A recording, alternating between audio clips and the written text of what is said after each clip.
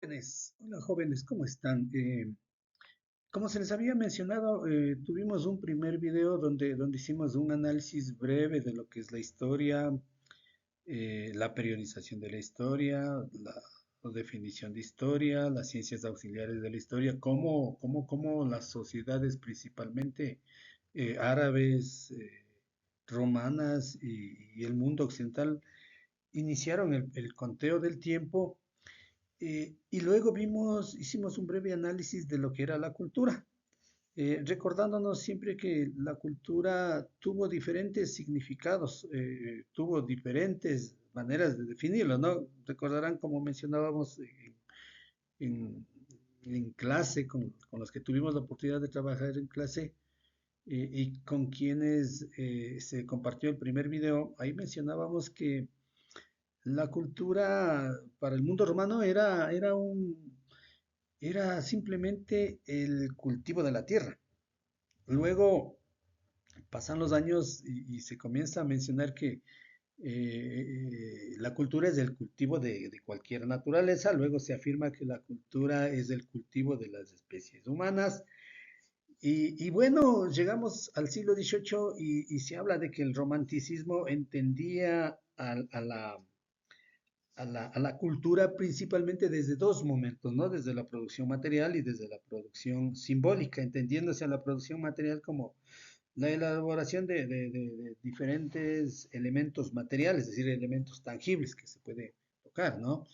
Entiéndase eh, pirámides de Egipto, pintura, escultura, arquitectura, es decir, toda la producción palpable que realizaron los seres humanos durante todo el trayecto de la historia, ¿no? Y en cuanto a la producción simbólica, se hablaba del desarrollo de la filosofía, de las ciencias, de las artes, es decir, elementos intangibles, elementos inmateriales, elementos abstractos, ¿no? Pero todo esto, obviamente hay que entender que iba dando esa forma esa forma, ese carácter cultural. Finalizábamos mencionando luego de que la historia es una especie de definición actual de que la historia es el cúmulo o el conjunto de actividades humanas donde podemos mencionar actividades económicas, actividades políticas, actividades sociales, actividades culturales, actividades deportivas, y todas estas realizadas en un tiempo determinado por diferentes sociedades y en un espacio determinado, ¿no? Actividades que unen, identifican, muchas de ellas que han sido transmitidas de generación en generación. Y dentro del ámbito de las ciencias sociales hemos mencionado además que la producción material y más la producción simbólica formaban esto que conocemos con cultura. Inclusive habíamos mencionado eh, eh, que la producción material y la producción simbólica en ciertos casos, por ciertos pensadores, se les daba una especie de diferenciación, una especie de enfrentamiento. De hecho, ustedes recordarán que en una de las diapositivas que se compartió, se mencionaba producción material versus producción simbólica. En esta parte de este análisis, les invitamos a que ustedes entiendan y que asimilen y que comprendan y que reflexionen y que se llegue a comprender que tanto la producción simbólica como la producción material son elementos que se necesitan, son elementos que deben estar funcionados porque ambos, entendemos así, ¿no? Que ambos conforman la cultura. Dicho esto, ahora vamos a tratar el nuevo tema, el último tema, que conocemos como el trabajo. Miren cómo hemos ido desarrollando, ¿no? Hemos visto la historia, vimos lo que era la cultura y ahora vamos a ver lo que es el trabajo. Estos términos van a estar de la mano. Cuando hablamos de historia, siempre van a estar de la mano trabajo, cultura, historia. Ahora vamos a ver el trabajo. ¿Cómo entendemos al trabajo? Aquí le proponemos una definición que en realidad parte de los contenidos del libro de historia para primer año que hemos venido utilizando desde hace algunos años atrás. Esperemos que el Ministerio de Educación pronto nos haga llegar los nuevos libros y bueno, tenemos que continuar, tenemos que avanzar en el tratamiento de los temas y ahora les invito a analizar este nuevo tema que es el trabajo, ¿no? Le hemos puesto, como decía, siempre partiendo del documento que se les ha compartido a los estudiantes, entender que el trabajo es un proceso, primero un proceso humano, ¿no? Que realizamos los seres humanos y ese proceso humano nos permite desarrollar diferentes actividades. Puede ser agricultura, industria, por ejemplo, el trabajo en las minas, la actividad minera, el trabajo agrícola, el trabajo ganadero, el trabajo en actividades primarias como agricultura, caza, pesca y minería, explotación forestal, que permiten transformar la naturaleza, que permiten poner la naturaleza a nuestro servicio y como ponemos aquí, que permite a la naturaleza satisfacer nuestras necesidades a través de esta actividad importante que cumplimos los seres humanos que se llama el trabajo, ¿no? Entonces, en esta actividad llamada trabajo podemos entender que también es la actividad de producción material y simbólica. Y ya lo hemos dicho que estas actividades, producción material y producción simbólica, inciden directamente en la cultura. Y hemos dicho recién nomás que no debemos de enfrentarlas, sino más bien debemos de entender que ambas son importantes y ambas han hecho mucho para que la cultura siga desarrollándose. Entonces, ahora bien, entendamos que el trabajo, como hemos puesto aquí, cojamos este puntero láser y hay que entender al trabajo como el mecanismo que permitió sobrevivir y facilitar la existencia de los seres humanos. Le hemos puesto aquí fin del trabajo, finalidad del trabajo, si quiere entenderlo así. La finalidad del trabajo ha sido sobrevivir y facilitar la existencia humana. Y siempre, sobre todo ya en estados más avanzados, en épocas más avanzadas, entender que esa búsqueda de cumplir del trabajo, de realizar actividades laborales, también deben permitir el logro de la felicidad de los seres humanos, ¿no? Porque si no somos felices, creo que como que no tendría mucho sentido en nuestras vidas, ¿no? Listo, otro de los eventos que implica el trabajo es transformar la naturaleza, que ya mencionábamos acá arriba, ¿no? Transformar la naturaleza para poner a nuestro servicio, convertida esta en una necesidad o en un fin mismo, ¿no? ¿Para qué? Para el desarrollo de la humanidad.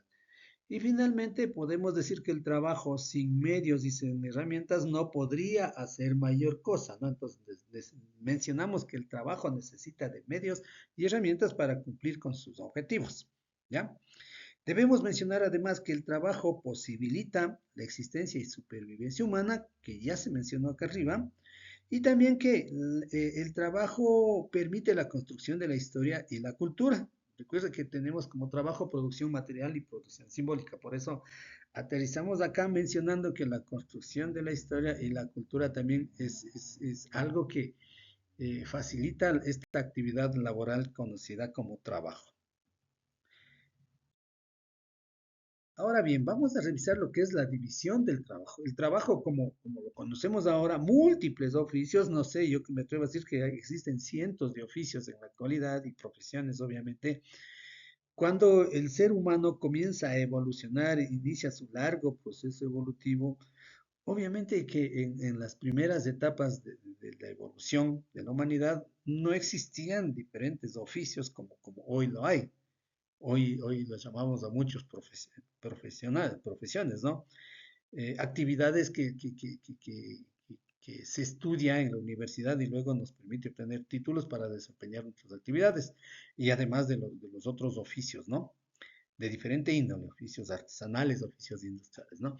Entonces, mire, comenzamos diciendo en cuanto a la división del trabajo que como actividad productiva, el trabajo logra la supervivencia de los primeros grupos humanos, el clan, la horda, la tribu, la misma familia, el desarrollo de los pueblos, el desarrollo de la ciudad, el desarrollo de las civilizaciones, ¿no?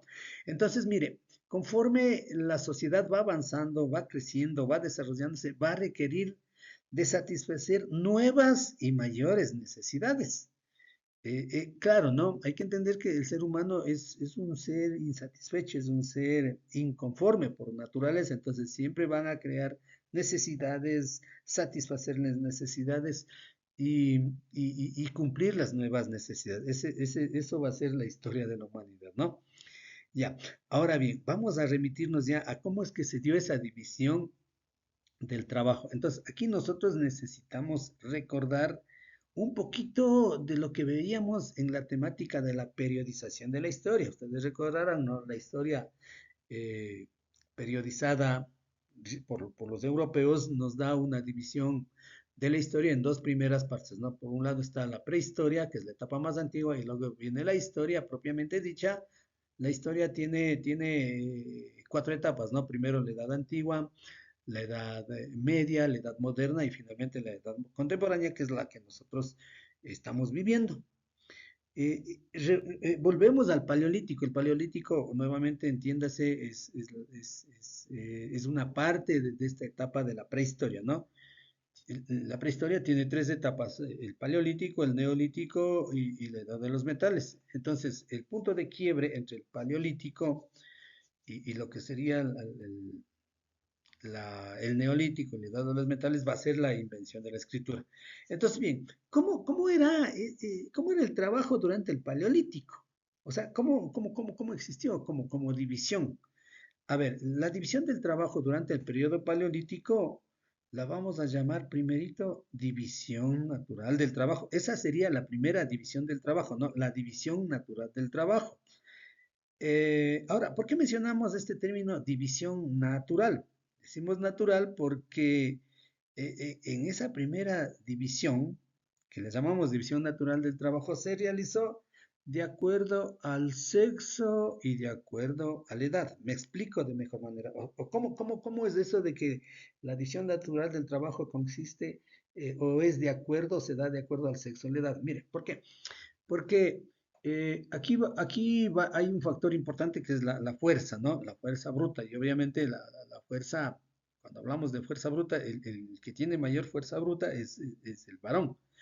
Entonces, en aquellos tiempos se da esa división, que es la primera división conocida como división natural del trabajo. Vamos a ver cómo, de acuerdo al sexo, las mujeres se van a quedar en los campamentos, ¿no? Recuerde que en el periodo paleolítico prevalece esto que se llama el nomadismo, ¿no? Es decir, agrupaciones humanas que están de un lugar a otro buscando sustento. En esa época no existe clases sociales, no existe, no hay sedentarismo, ¿no? Para ser un poquito más breves, no hay sedentarismo y por tanto son nómadas.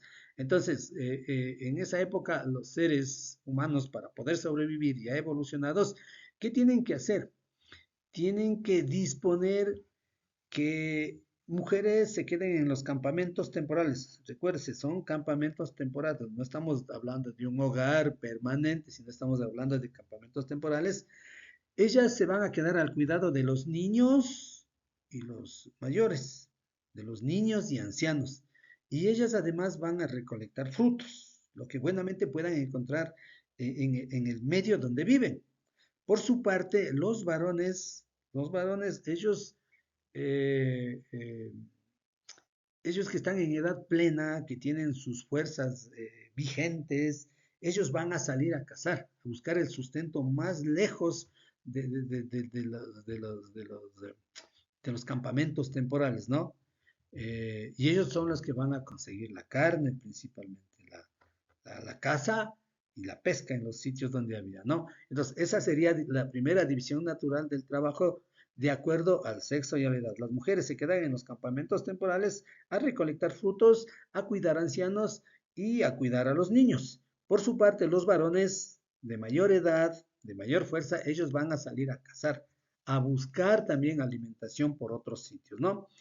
Luego se viene el neolítico. Hay que entender que el neolítico eh, en el neolítico se da otro hecho súper importante en la historia de la humanidad. Este hecho es el inicio de la práctica agrícola. Unos dicen el descubrimiento de la agricultura. Y ahora, ¿por qué es importante esto? Porque es un hito que marca, la humanidad tiene el descubrimiento de la agricultura, modifica su situación, modifica su nivel de vida, ¿no? ¿Por qué? Porque una vez que se inicia la práctica agrícola, va a venir el sedentarismo, es decir, estos seres humanos, estas agrupaciones humanas ya van a tener un lugar fijo de residencia, ya no van a tener que estar andando de un lugar a otro, porque en sus espacios ya van a poder cosechar sus propios alimentos, ¿sí? Eh, y lo otro, ya van a tener propiedad privada. Va a existir además las clases sociales, va a haber división de clases sociales. Y algo negativo es que surgen las relaciones de explotación. ¿Por qué? Porque va a existir un excedente de la producción agrícola y va a haber un reducido grupo que comience a apropiarse de ese excedente agrícola y ellos van a ser la clase social dominante y en cambio los que no logren mayor cosa, los que no se apropien, los que no consigan poco, muy poco o nada, en cambio ellos van a ser la clase social dominante.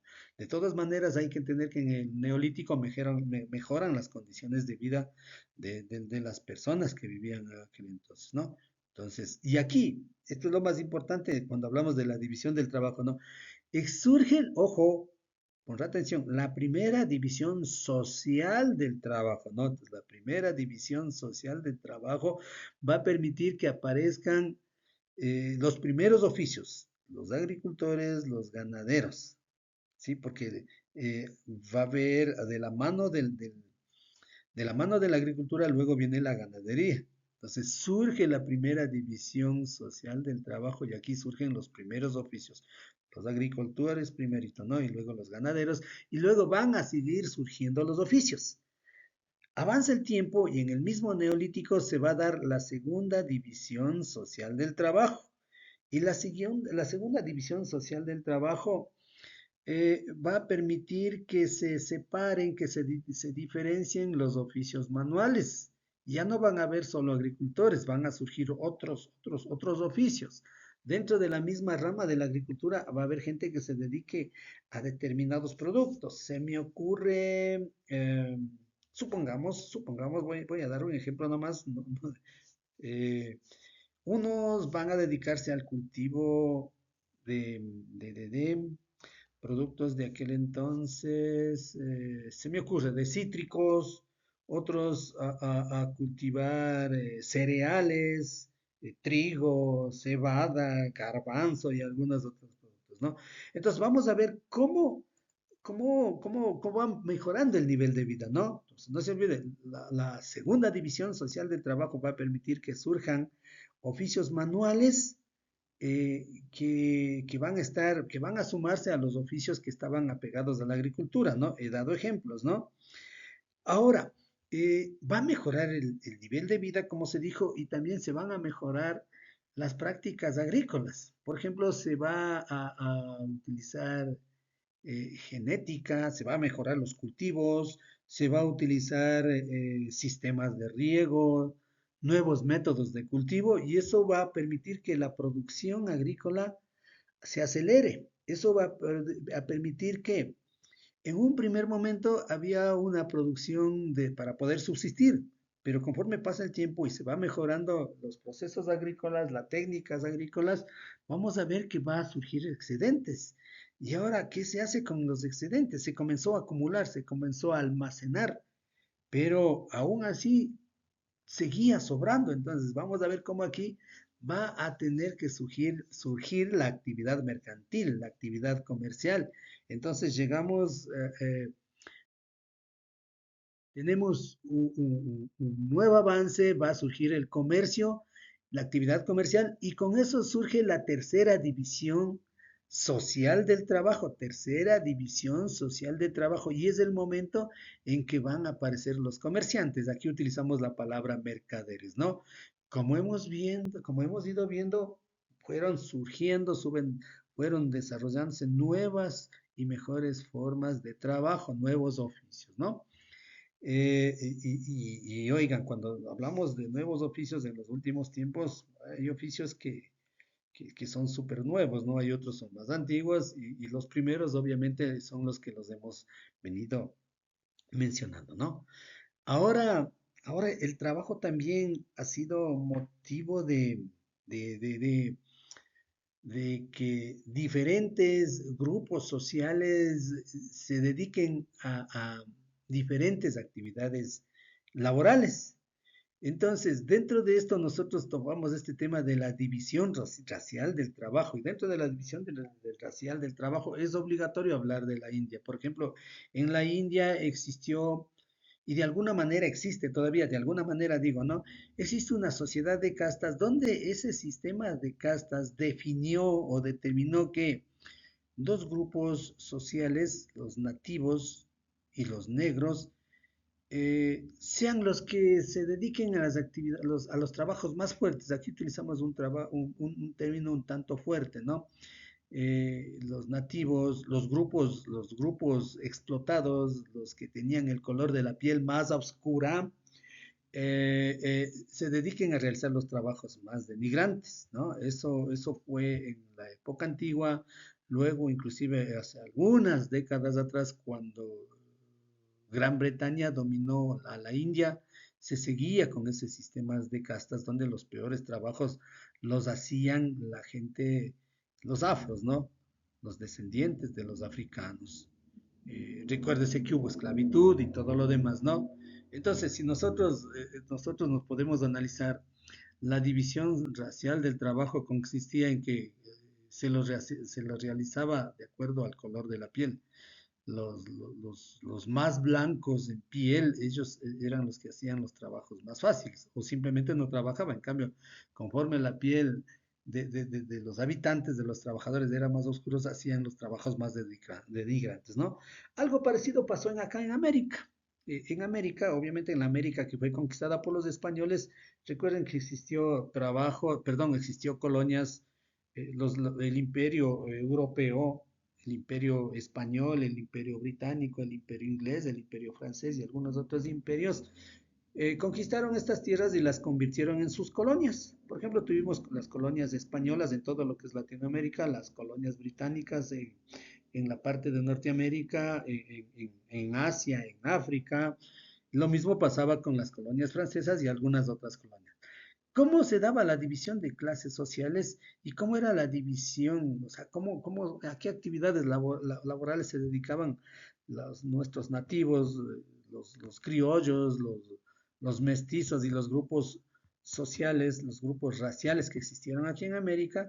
Aquí también va a haber algo parecido a la India, ¿no? Los trabajos más duros, los trabajos más pesados, los trabajos, por así decirlo, los trabajos más denigrantes, lo hacían principalmente los indígenas y los negros, ¿sí?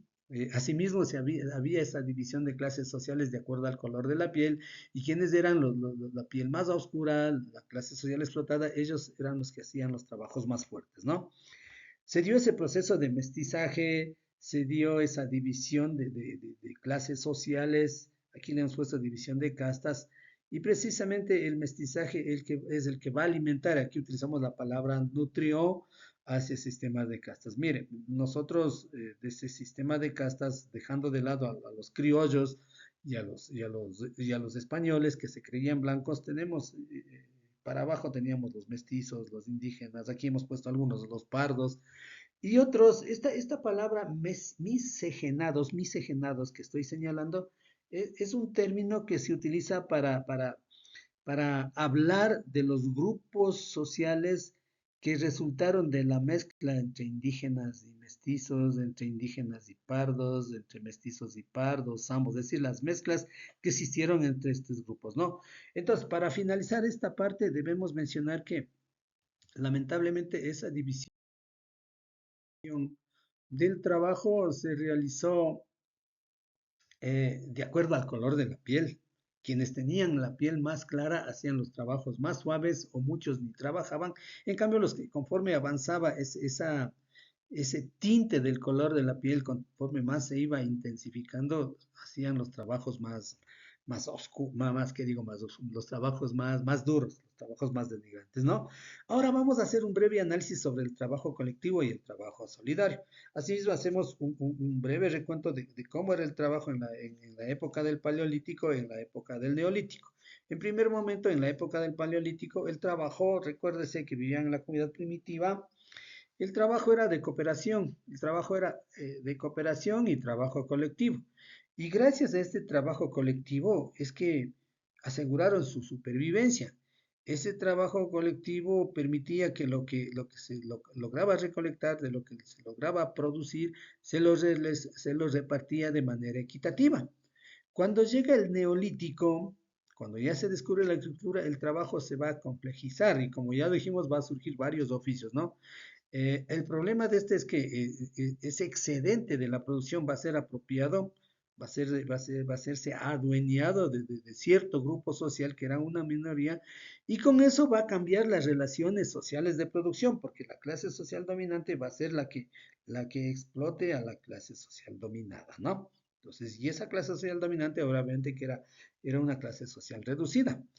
Ahora bien, pasa el tiempo y luego de la Revolución Francesa, cuando triunfa, cuando aparece un nuevo sistema social, político y económico que lleva el capitalismo, vamos a ver que el capitalismo pone principal importancia al capital. Y por eso dice aquí, impera el interés del capitalista. ¿Y cuál es el capitalista? Es el que tiene los medios de producción, es el que tiene las empresas, el que tiene las fábricas, es el que tiene el capital, ¿sí? Entonces, en el capitalismo, como hemos dicho aquí, impera el interés del capitalista, del dueño, del jefe, del patrono, del empresario, del industrial, ¿no?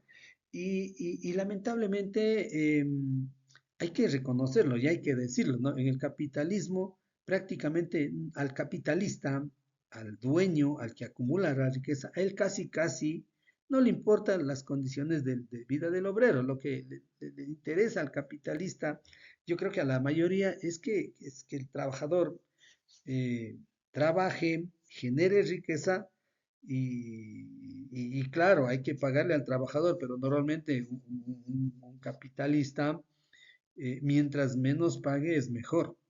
¿Sí? Entonces, las condiciones aquí en el capitalismo del obrero casi, casi que no interesa, ¿no? Sí, y yo estoy seguro que una gran mayoría de capitalistas, mientras menos dinero paguen al obrero, es mejor, porque les va a permitir acumular más riqueza, ¿no? Y ahora, obviamente, otro de los elementos que se da dentro del sistema capitalista, que el deterioro del ambiente, el deterioro del entorno natural, casi, casi que no explica, ¿no? Perdón, casi, casi que no, que no le dan mayor importancia, ¿no? Por eso decimos que no le importa el impacto sobre el ambiente. Y nosotros vemos cómo los países capitalistas, y no solamente los capitalistas, ¿no? Eh, realizan sus procesos productivos casi, casi sin hacer mayor remediación al daño ambiental que se hace, ¿no? Listo, entonces en esta parte hemos visto lo que es el trabajo colectivo y el trabajo solidario. Primero hacemos un análisis del paleolítico y el neolítico y luego cómo se entiende, cómo debemos entender al trabajo dentro del sistema capitalista, ¿no? Vamos a avanzar. Ahora, seguimos hablando un poquito del capitalismo, ¿no? Sabemos que en el capitalismo el mercado es el amo, el mercado es lo más importante dentro del capitalismo y en el capitalismo se da el consumismo, ¿no? ¿Y qué es el consumismo? Es el exceso de consumo, ¿no?